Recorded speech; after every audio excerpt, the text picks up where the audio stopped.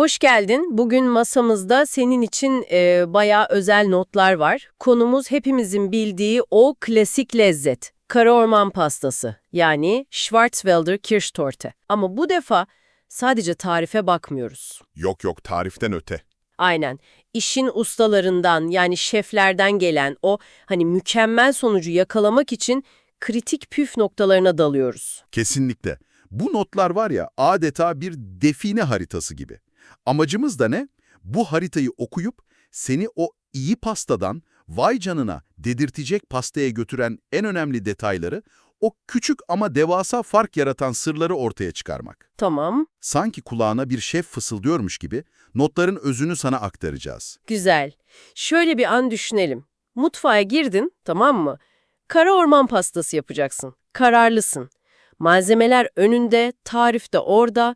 Ama bilirsin, bazen aynı tarifi iki kişi yapar, sonuç bambaşka olur. Olmaz mı? Hep olur. İşte bu notlar tam o farkı yaratan, belki de normalde aman ne olacak deyip geçtiğimiz ama aslında çok önemli olan noktaları aydınlatıyor. O zaman ne diyoruz? Hadi bakalım bu notların derinliklerine inelim, şu sırları bir aralayalım. Harika fikir. Çünkü pastacılıkta, hele hele böyle ikonik, herkesin bildiği bir pastada detaylar gerçekten her şey demek. İlk adım genelde kek tabanı oluyor. Notlarda bununla ilgili özellikle altı çizilen bir yer var mı? Var var, hem de nasıl? İlk sırada şey var, yumurta ve şekerin çırpılması. Ama öyle sadece karıştırmak değil. Notlarda diyor ki hacim 2 katına çıkana kadar çırpılmalı. Bu detay neden bu kadar yani üstünde durulmuş sence? Sadece daha çok kabarsın diye mi? Sadece kabarsın diye demek aslında biraz eksik kalır. Bu ilk adım var ya, bütün kekin o nihai dokusunu, temelini atıyor. Yumurta ve şekeri o kadar uzun süre o hacme gelene kadar çırparak yaptığımız şey ne aslında? Karışıma gözle göremediğimiz milyonlarca minik hava kabarcığı hapsetmek. Hmm, Ne kadar çok ve ne kadar sağlam hava kabarcığı olursa, kek fırına girdiğinde ısı onları genişleyecek ve işte o aradığımız hafif, böyle sünger gibi gözenekli yapıyı o kabarcıklar oluşturacak. Hacmin 2 katına çıkması işte bu hava hapsetme işinin gözle görülür kanıtı. Yetersiz çırparsan kek daha yoğun olur, basık kalır. hmm. Bu da kara ormanın o hafif kremasıyla meyvesiyle pek uyumlu olmaz değil mi? Doğru, doğru. Yani bu aşama resmen kekin iskeletini kuruyor. Sadece malzemeleri bir araya getirmek değil, fiziksel bir yapı oluşturmak yani. Peki, tamam, yumurta ve şeker işini hallettik, o hacmi yakaladık diyelim. Sonra ne geliyor? Kuru malzemeler, un, kakao, belki kabartma tozu falan. Notlar burada ne diyor? Orada da yine çok kritik bir teknik detay var. Eleme. Notlarda özellikle şey yazıyor, kuru malzemelerin bilhassa kakaonun mutlaka elenmesi gerekiyor. Bu sadece topakları açmak için mi bu kadar önemli, yoksa başka bir numarası var mı bu eleme işinin? Ben hep topaklar için diye düşünürdüm açıkçası. O da var tabii, topakları açmak kesinlikle önemli bir sebep. Özellikle kakao biliyorsun, nemi sever, hemen topak topak olur. Kekin içinde o kuru kakao parçacıklarına kimse denk gelmek istemez. İstemez. Ama eleme aynı zamanda kuru malzemeleri havalandırıyor. Tıpkı yumurtayı çırparken yaptığımız gibi unun, kakaonun arasını açıyor, onları daha hafif hale getiriyor. Bu havalanmış, hafiflemiş kuru malzemeler var ya, ıslak karışıma eklediğinde çok daha kolay, çok daha homojen dağılıyor. Aa, bak bu ilginçmiş. Daha az karıştırmak yetiyor. Bu da ne demek? Daha az gluten gelişimi demek. Yani kekin sertleşmesini önlüyor. Sonuç, notlarda da geçen o pürüzsüz, hani ipeksi doku var ya, ona ulaşmak çok daha kolay oluyor. Yani hem topak yok, hem daha nazik karıştırma, hem daha homojen yapı. Üçü bir arada. İpeksi doku. Bu tanım gerçekten kulağa hoş geliyor. Demek eleme sadece bir angarya değilmiş, bayağı bilinçli bir kalite hamlesiymiş. Peki, kekimizi hazırladık bu özenle. Fırına gitti, pişti. O harika çikolata kokusu sardı her yeri. Şimdi en heyecanlı kısım geliyor sanki ama notlarda bir dur bakalım işareti var gibi geldi bana. Kekin soğumasıyla ilgili bir uyarı. Evet, evet.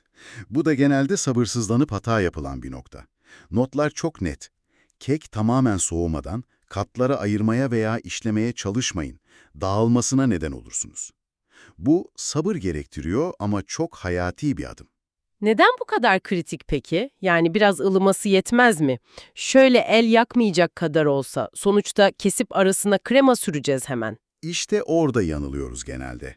Ilık kek hala çok narin, çok hassas bir yapıda oluyor. Pişme bitmiş olsa bile kekin içindeki o yapı, o moleküller henüz tam olarak yerleşmiş, stabil hale gelmiş değil. Proteinler, nişastalar hala sıcak ve biraz esnek. Tamamen soğuduğunda işte o zaman kekin yapısı oturuyor, sertleşiyor, içindeki nem daha dengeli dağılıyor ve çok daha dayanıklı oluyor. Hmm, Eğer sıcakken veya ılıkken kesmeye kalkarsan, bıçağın baskısıyla veya taşımaya çalışırken o hareketle kolayca çatlar, parçalanır, ufalanır.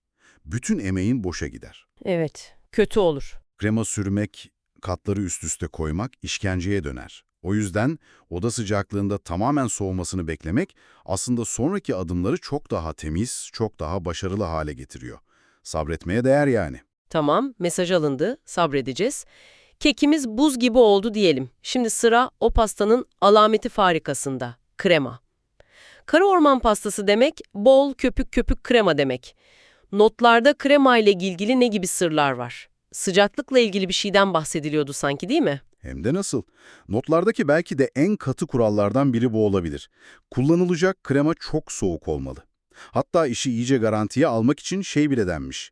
Çırpma işlemini yapacağınız kabı ve çırpma tellerini bile önceden buzdolabında 10-15 dakika soğutun. Bu kadar soğukluk takıntısının sebebi ne olabilir ki? Bilmem, belki daha kolay kabarıyordur, daha hızlı. Tam olarak o, evet. Ama arkasında ilginç bir bilimsel neden var aslında. Kremanın çırpılabilmesi içindeki yağ moleküllerine bağlı. Krema soğuk olduğunda bu minicik yağ globülleri katılaşıyor, sertleşiyor. Çırpma teliyle biz hızla hava kabarcıkları yaratırken bu soğuk, katı yağ globülleri o hava kabarcıklarının etrafına yapışıp sağlam bir duvar arıyorlar. Vay! Bu duvarlar sayesinde krema hacim kazanıyor, sertleşiyor, formunu koruyor. Ama eğer krema yeterince soğuk değilse, yani oda sıcaklığında veya ızıksa, o yağ globülleri yumuşak kalıyor. Çırpıyorsun, hava kabarcığı oluşuyor ama etrafını saracak sağlam bir yapı yok. Hemen sönüyorlar. İstediğin kadar çırp, o dik duran, köpük köpük kremayı elde edemezsin. Sıvı kalır. Anladım şimdi. İşte bu yüzden sadece kremanın değil, temas edeceği her şeyin, kabın, telin, soğuk olması işi garantiliyor. Vay canına, kremanın kabarması meğer içindeki yağın fiziksel haliyle bu kadar doğrudan alakalıymış, çok mantıklı geldi şimdi. Peki, tamam. Soğuk kremamızı da başarıyla çırptık, mis gibi oldu. Soğumuş kekimiz, bulut gibi kremamız hazır. Şimdi katları birleştirme aşamasına geçiyoruz. Notlarda kek katlarının arasına sadece krema değil, başka bir şey daha sürmekten bahsediliyordu sanki. Evet evet, bu da lezzeti başka bir boyuta taşıyan önemli bir dokunuş. Notlarda şey öneriliyor, kek katlarını vişne suyu, kirş, vişne brandisi veya vişne likörü ile hafifçe ıslatmak. Bunun tek amacı keki nemlendirmek mi sadece, yoksa başka bir işlevi daha mı var? İki tane temel ve bence eşit derecede önemli amacı var. Birincisi dediğin gibi nemlendirme. Kek katlarını hafifçe ıslatmak, pastanın genel dokusunu yumuşatır, kurumasını önler. Özellikle buzdolabında bekleyecekse bu önemli. Ağızda daha hoş, daha nemli bir his bırakır. İkincisi ve belki daha önemlisi aroma katmak. Bu pastanın o karakteristik lezzetlerinden biri de o hafif alkollü, meyvemsi vişne tadıdır, değil mi? Geleneksel Alman tarifinde Kirschwasser kullanılır. Yani vişneden damıtılmış, sek, berrak bir brandy. Bu bayağı güçlü bir aroma verir. Evet, bilirim.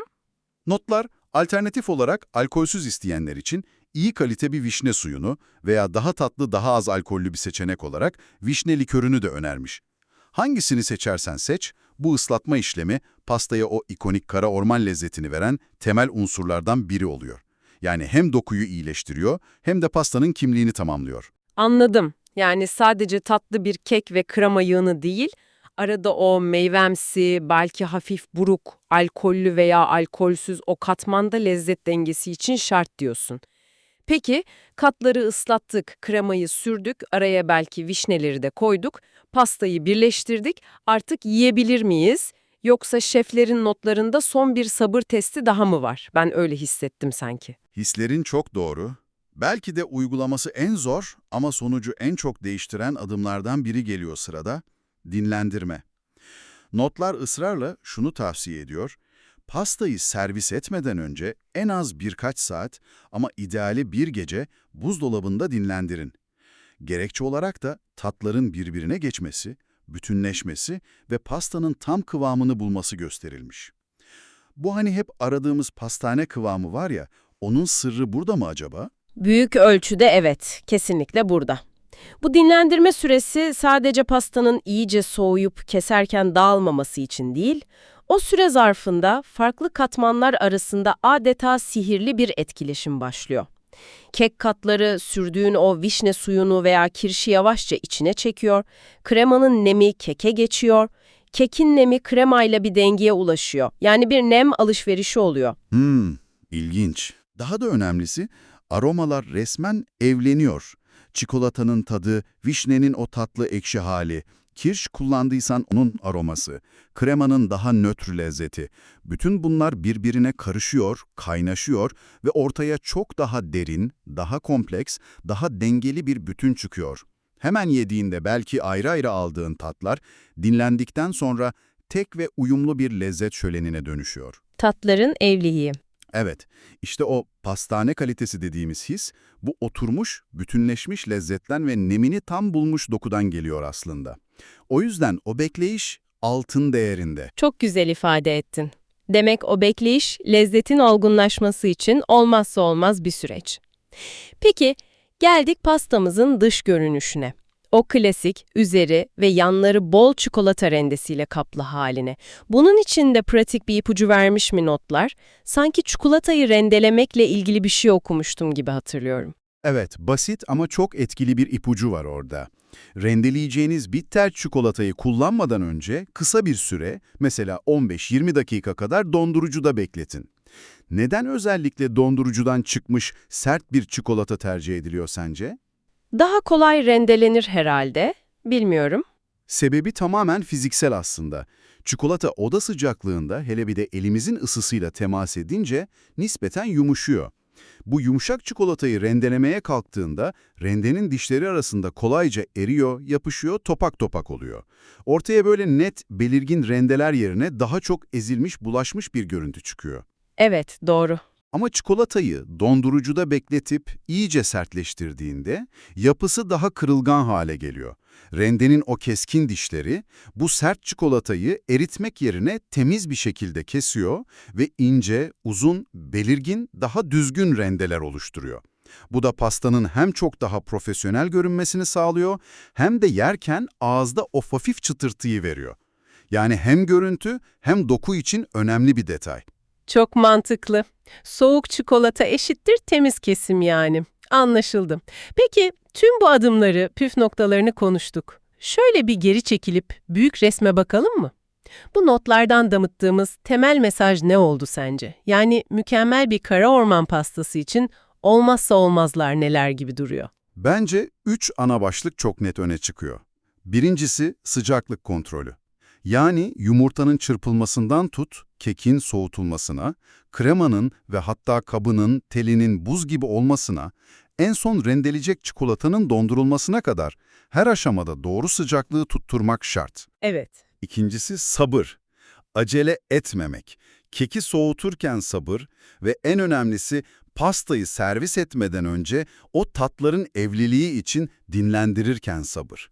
Üçüncüsü de dokuya gösterilen özen. Kuru malzemeleri eleyerek o ipeksi keki hedeflemek, kremayı doğru kıvamda çırpmak, çikolatayı düzgün rendelemek gibi adımlar hep o nihai dokuyu mükemmelleştirmeye yönelik çabalar. Gerçekten de öyle. Sanki bu notlar bize şunu fısıldıyor. İyi malzeme almak bir yere kadar, asıl iş o malzemeye doğru zamana, doğru teknikle ve sabırla yaklaşmakta. Bu sadece bir tarifi adım adım takip etmek değil, malzemelerin dilinden anlamak, onlara saygı göstermekle ilgili bir şey gibi. Kesinlikle katılıyorum. Bu püf noktaları evde yapılan bir pastayı o hepimizin özendiği profesyonel pastane kıvamına taşıyan köprüler aslında.